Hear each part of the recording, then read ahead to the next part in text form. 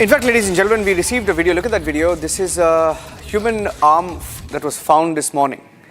And if you can show it on the wall here, I will also tell you a little bit about, because we were live this morning when forensics reached the spot and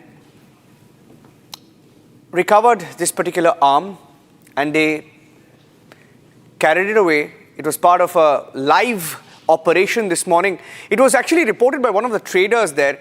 If you can cut to me for a second, I'll just show I'm just speaking to the producers right now. The impact, ladies and gentlemen, if I can go across to that, can I just put that video here once again, please? It's a little important because it is 300 meters from the blast site.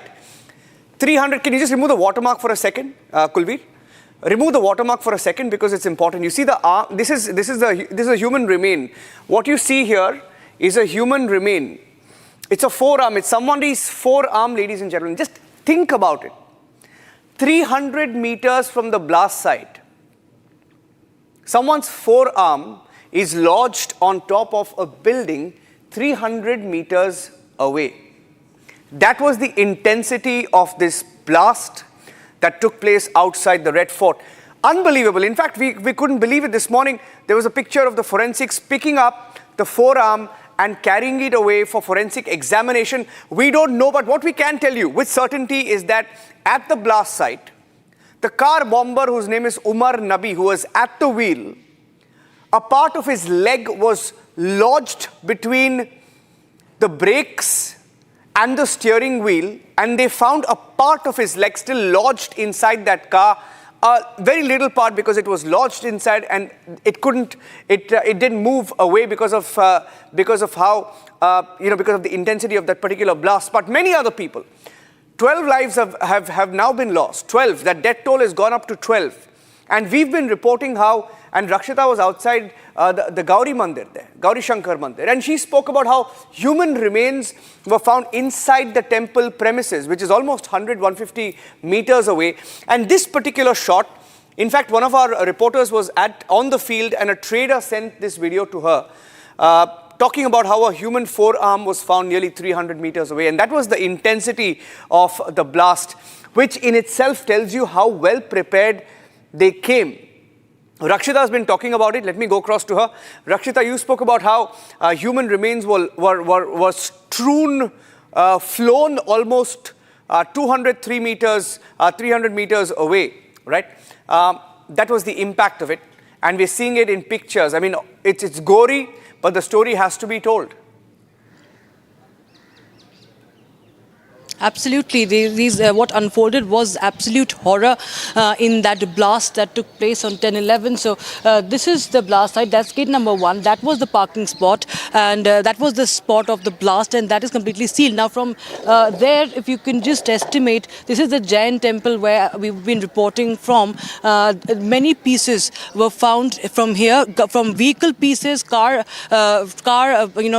parts of a car, and also a head, a severed head, and a shoulder was found here. And now next to this is the Lajpat Rai market. Now Lala Lajpat Rai market is the spot where we are getting this video from. One of the shops there also saw that there was a severed arm of an individual that was lying on the terrace. Such was the intensity, Niranjan, and that is why it's becoming even more important for the forensics and all the teams, investigative agencies, to understand what substance was really used, what explosive was really used, because we are just a few meters, just few meters away, hardly 100 meters away or less than that from that blast site. And all throughout this stretch today also, more than 48 hours after the blast, we see that today Delhi police cell was also wrecking this area and was conducting a forensic sweep. Not just this area, not just the immediate stretch, but also this entire Netaji Subhash Marg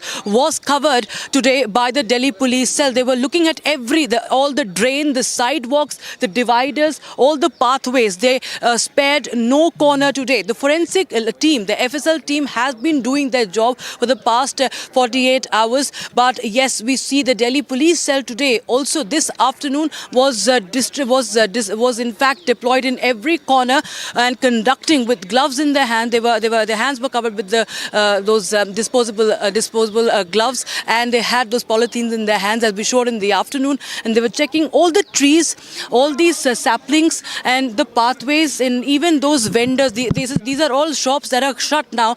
This lemonade, this is a lemonade vendor. Of course, all the shops are closed here. This is a very sensitive spot. So everything, right from where we are walking, we are showing you till the last stretch we see, till the last barricade. Every corner was being today checked by the Delhi police. And yes, this severed arm that has been found clearly shows how intense this blast was. There was no splinter, there was no crater. Clearly, ammonium nitrate fuel oil has been ascertained as part of the explosive, but this is another more potent and dangerous explosive that was also used in this blast, Niranjan.